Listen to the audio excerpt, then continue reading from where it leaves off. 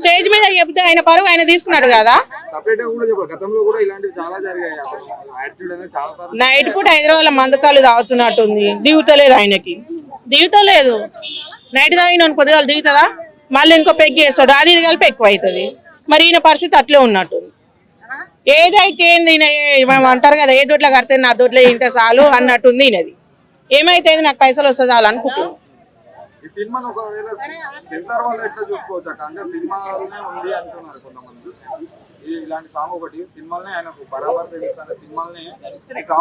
అసలు రిలీజ్ చేసి అంత దమ్ము ఉందంటవా, పాట ఉందంటవా, రిలీజ్ చేసి అంత దమ్ము ఉందంటవా? ఏం పాట అది? రాసిన కొంచెం కూడా సిగ్గులేదు, ఇంకా రిలీజ్ కూడా చేస్తారా సినిమాల పాట? ఏం ప్రమోషన్ అని ప్రమోషన్ నోట్ల అన్నోట్ల మనవయ దేనికి ఆ ప్రమోషన్ గా పాట దొరికినా దానికి, దేవుళ్ళ పాట దొరకరా, ఇంకేం దొరకలేదా?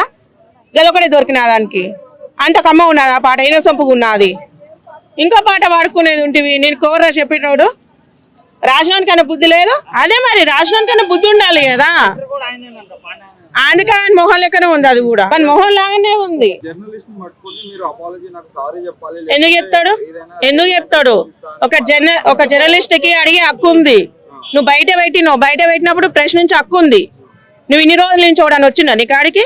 ఎవరు రాలేదు, ఎవరు ప్రశ్నించలేదు, ఎవరు అడగలేదు. ఈ రోజు అడుగుతారంటే నువ్వు చేసిన తప్పు. నీ పాట వల్ల ఎంతమంది దళిద్రంగా పాడైపోతే చిన్న పిల్లలతో సహా చూస్తున్నారు. ఆయన ఎందుకు సారీ చెప్తాడు?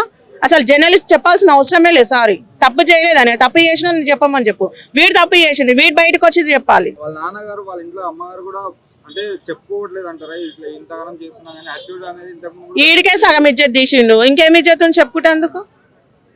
ఇండస్ట్రీలో ఇంత దళితంగా పాడైపోతారు, సినిమాలు వచ్చినాయి, అవకాశాలు వచ్చినాయి, ఇక పోతే దొరకదు అని చెప్పేసి ఇప్పుడు పెళ్లిళ్ళు కూడా ఎట్లా చేసుకుంటారో అట్లా పోతురు.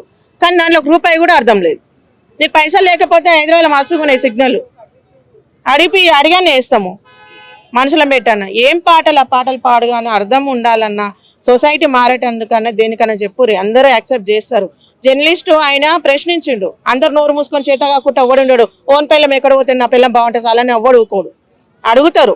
ఆయన చేసింది కూడా అదే, తప్పు చేసింది కాబట్టి బయటకు వచ్చి చెప్పిండు. సారీ ఎందుకు చెప్తాడు? సీనియర్ హీరో జేడి చక్రవర్తి గారు కూడా చెప్తే నా ఇష్టం అన్నట్టు కూడా మాట్లాడినట్టు తెలుస్తుంది. అందరు అడుగుతారు. అనసూయ కూడా ఇప్పుడు ఏడవై పనేదో వీడు కూడా అదే అవుతాడు. ఇంతటితో వచ్చి బయటకు వచ్చి సారీ చెప్తే సరిపోతుంది. ఏం లేకనే, ఏం చూసుకొని ఏం కాదు, ఏం లేకనే ఏమని వస్తుందని ఆశ.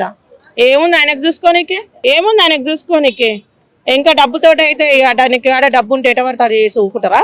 ఎవడుకోడు. నీ ఇంట్లో వరకు పెట్టుకోవాలి, అది మనిషి నీ ఇంట్లో వరకు పెట్టుకోవాలి. ఇంట్లో పెట్టుకోనికి శాత కలిపితే వంగవాడు చెప్పుకోవాలి. అంతే తప్ప మీరు బయటకు వచ్చి మాకు నచ్చినట్టు పెడతాం, మాకు నచ్చినట్టు చేస్తామంటే ఊకో. మీర అందరం ఇప్పుడు బయటకు వచ్చినప్పుడు నీ పాట నీ ఇంట్లో వరకు పెట్టుకుంటే మేము అడిగే వాళ్ళం కాదు, ప్రశ్నించే వాళ్ళం కాదు. నీ పాట అసలు ఒక్క నిమిషం కూడా ఇంట్లో, అసలు నీ ఇంట్లో పెళ్ళమో లేకపోతే నీ అక్కకో నీ చెల్లకో వినిపి ఒప్పుకుంటామన్నా, ఒప్పుకుంటాం. కానీ అంత దళిద్రంగా ఉంది ఆ పాట.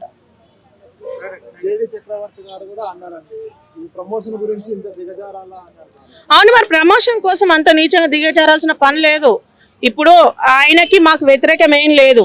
ఇప్పుడు ఆయన చేసిన ప్రమోషన్కి ఆ వీడియో తప్పు కాబట్టి మేము అడుగుతున్నాం. ఆయనకు మాకు వ్యతిరేకం లేదు, భూమి పంచాయతీ లేవు, ఆస్తి పంచాయతీ లేవు, మా పాలులు కాదు. ఇప్పటివరకు నేను కలిసింది లేదు. కానీ ఇలా బయటకు వచ్చినప్పుడు అడిగే హక్కు ఉంది. నీ పాట బాగాలేదు కాబట్టి ప్రశ్నించే హక్కు మాకు ఉంది. నువ్వు ఆ పాట తీసేసిన తర్వాత అందరినీ సారీ చెప్పమని అప్పుడు ఒప్పుకుంటాం. అంతే తప్ప నువ్వు అదే పాట మేము రిలీజ్ చేస్తామంటే మేము చేయనీయం.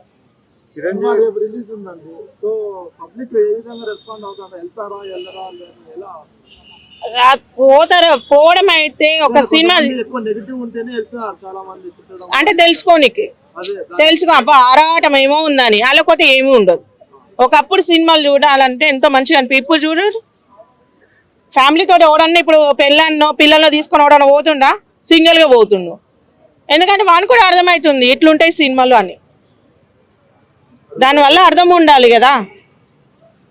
ఏం సినిమాలు తీసారు, సొసైటీకి ఒక్క ఆడన్నా మెసేజ్ ఇస్తున్నంటే ఏమి ఇస్తారు అంటే లేచిపోయి ఇస్తారు, దెంకపోయి ఇస్తారు, దొంగతనాలు చేసేవి ఇస్తారు, అమ్మ నాయనని ఎట్లా చంపాలో ఇస్తారు, దాంట్లోకి ఇస్తారు సినిమాలు. ఒకప్పుడేం ఫ్యామిలీ కోసం ఇచ్చిరు, ఎట్లా కష్టపడాలి, ఎట్లా బతకాలని ఇచ్చారు. ఇప్పుడేమో ఎట్లా మొగాళ్ళని చంపి డ్రమ్ములు పెట్టాలి, ఎట్లా లేచిపోవాలి, ఎట్లా టెక్నిక్ వాడాలని ఇప్పుడు చేస్తారు. గతంలో రామ్ చరణ్ గారు చూసుకుంటే టాలెంట్ లేకపోయినా పర్లేదు, డిసిప్లిన్ ఉంటే అవకాశాలు అవంతట అవే వస్తాయని చెప్పారు. అంత పెద్ద స్టారే ఎంత డిసిప్లిన్ ఉంటారు కదా, మరి ఇతనికి ఏం లేకున్నా కానీ ఇంతగానో ఎగిరెగిరి పడడానికి వాళ్ళ నాన్నగారికి ఉన్న ప్రేమే అనుకోవచ్చు. ఇప్పుడు చిల్లరనే ఎగిసి పడుతుంది, నోట్లో ఎగిసి పడవు ఎప్పుడైనా. అది చిల్లర బ్యాచ్ కాబట్టి అట్లా ఎగిసి పడుతుంది. ఇప్పుడు రామ్ చరణ్ గారు వాళ్ళ కోట్లలో ఉంది, అత్తగారికి వెళ్ళి ఉంది, అమ్మగారికి వెళ్ళి ఉంది, వాళ్ళ అయ్యకి వెళ్ళి ఉంది, ఆయన సంపాదించుకుంది. మరి ఆయన ఎందుకు అట్లున్నాడు? ఎందుకంటే చిల్లర బ్యాచ్, అందుకే అట్లా ఎగిసి పడుతున్నాడు అంతే, అంతమించి ఏం లేదా.